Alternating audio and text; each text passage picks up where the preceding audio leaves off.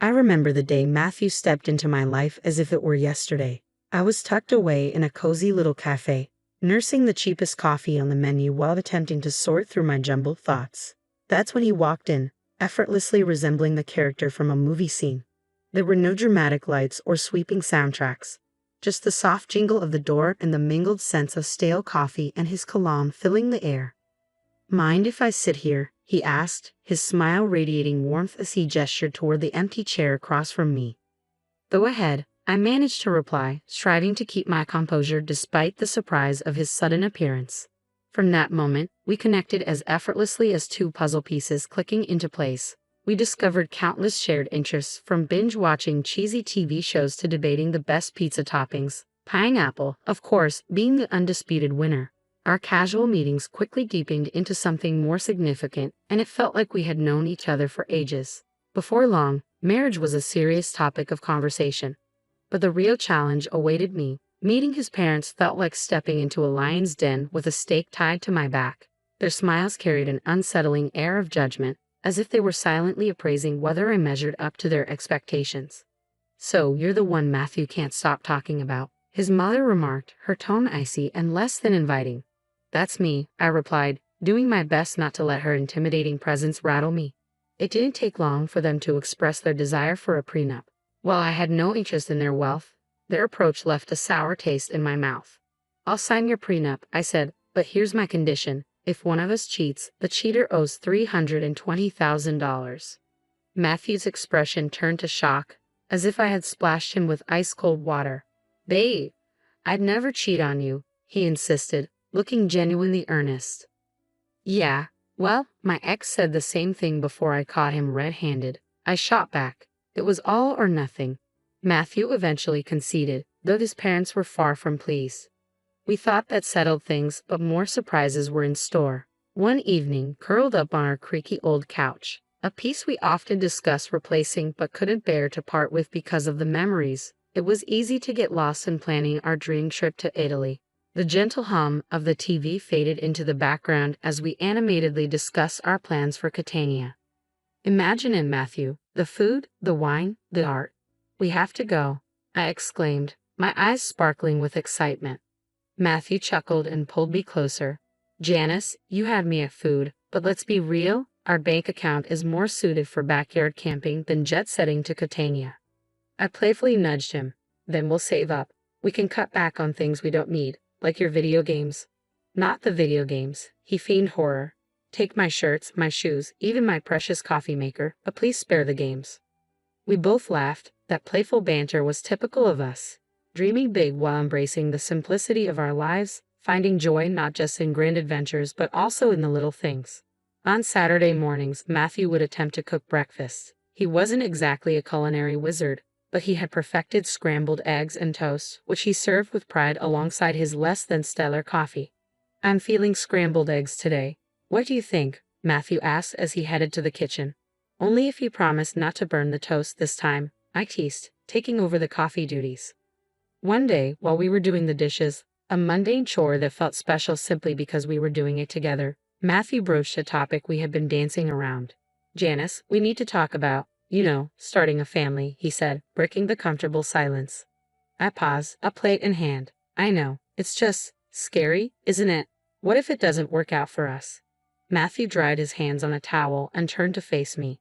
"Then we'll face it together. But we won't know until we try, right? How hard can it be?" He chuckled, affection lacing his voice. "Famous last words, huh?" I replied, knowing that was us, facing whatever life threw our way together. But then his mother began dropping not-so-subtle hints about grandchildren. "Janice, dear, when are you going to give me some grandbabies? You're not getting any younger, she'd say, her voice sweet but her intentions crystal clear. I'd bite my tongue, flash a smile, and chirp, "We're on it, right, Matthew?" He'd chime in, "Mom, chill out. These things don't happen overnight." As time passed, the pressure mounted, not just from his mom but from within ourselves. We both longed for a family, but things weren't unfolding as we'd hoped. Our home often felt tense, especially with Kayla, Matthew's sister, adding to the strain. She had taken up the new hobby of making my life difficult, her sharp words cutting through the peace we tried to maintain. Everything came to a head one Sunday during what was supposed to be a serene and easygoing lunch. Just as we were about to start eating, Kayla barged in uninvited, and the atmosphere tensed immediately. Her eyes swept the room like a hawk surveying a battlefield. "Well, isn't this a quaint little setup?" she sneered, eyeing the modest meal I had prepared.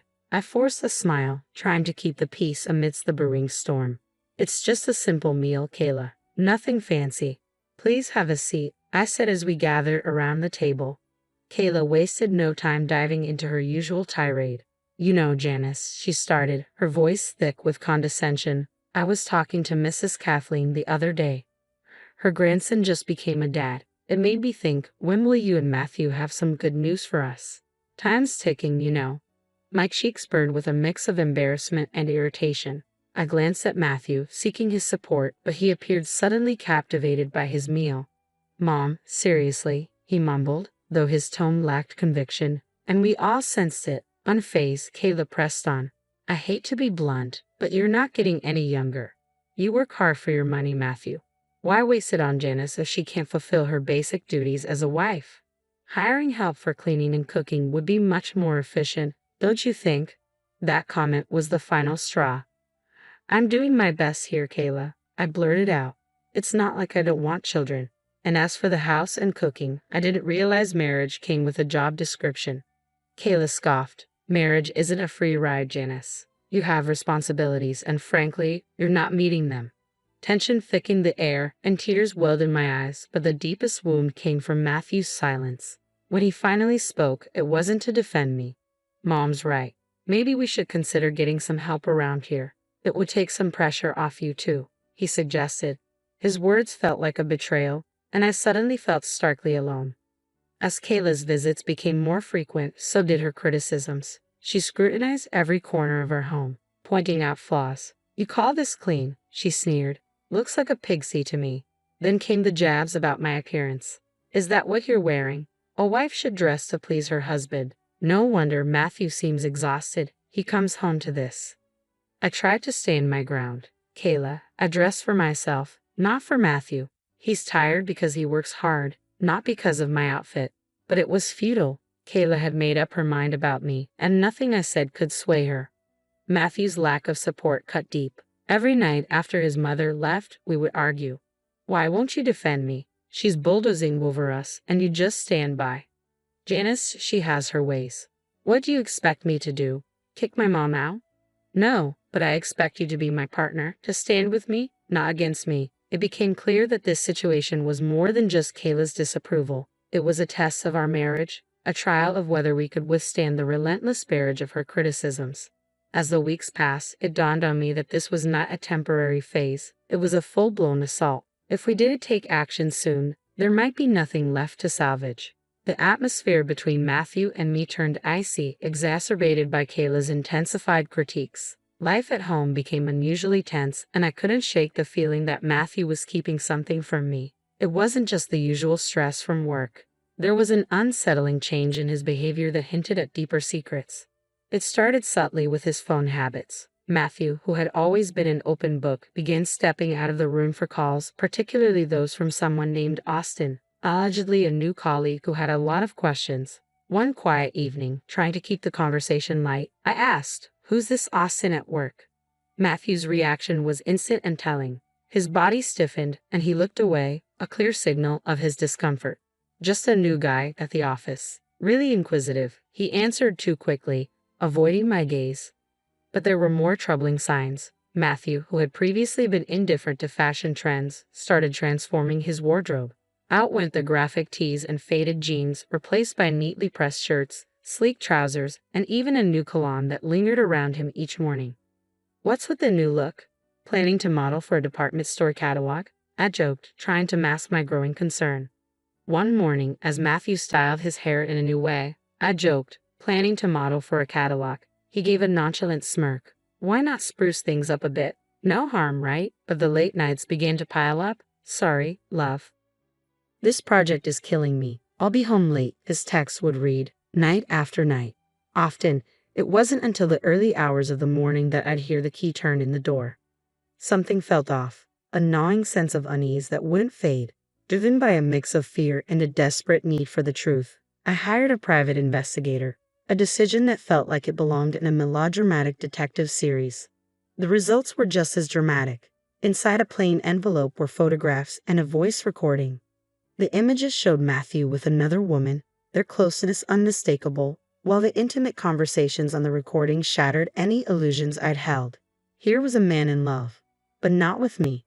As I sat alone, absorbing the cold truth laid bare on my kitchen table, I realized these pieces of evidence could be crucial if our marriage crumbled into a divorce. The photographs transformed memories of our shared life into jagged fragments of betrayal, and the voice recording taunted me, echoing every tender word he'd ever spoken to me.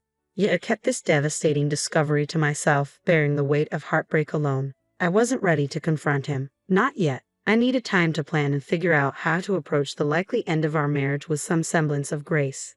In the days that followed, Matthew and I continued our charade. He wore the mask of the affectionate husband while I played the role of the content wife, our conversations peppered with artificial laughter and hollow words. "Everything all right?" he would ask, concern lacing his voice.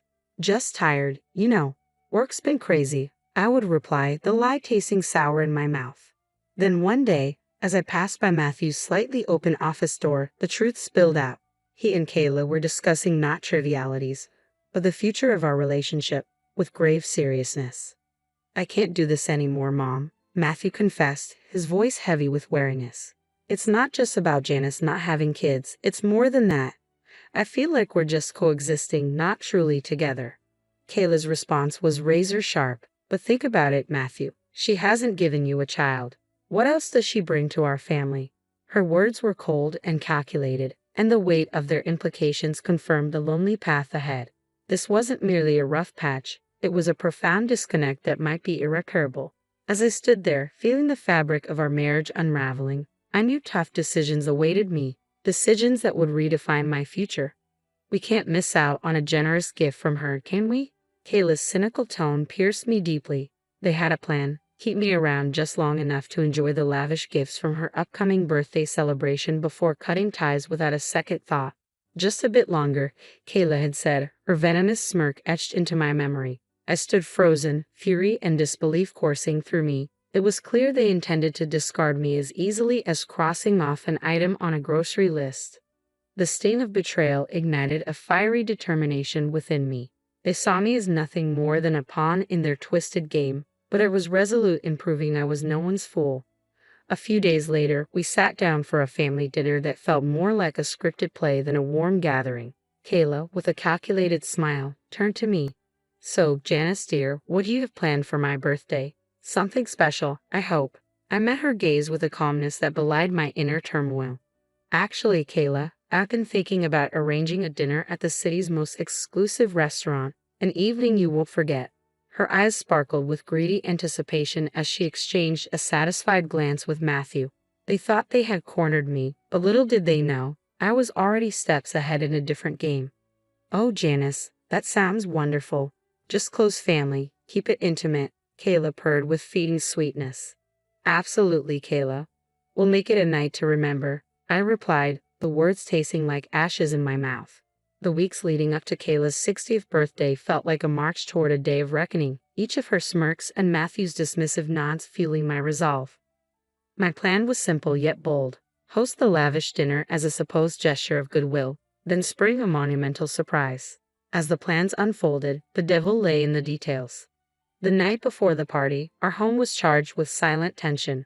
Matthew lounged on the couch, absorbed in his phone. "Everything ready for tomorrow?" he asked, not bothering to look up. "You could say that," I replied, my voice steady despite the storm brewing within me. The day arrived, and as guests filled the opulent dining room we had reserved, the air was thick with anticipation. My heart raced, not with nerves but with the thrill of the imminent revelation. Kayla, basking in the spotlight, reveled in the grandeur. "Oh, Janice, you've truly outdone yourself." "This place is divine," she announced, her voice carrying across the room. As the evening progressed, laughter and stories filled the air, masking the undercurrents of tension swirling around us.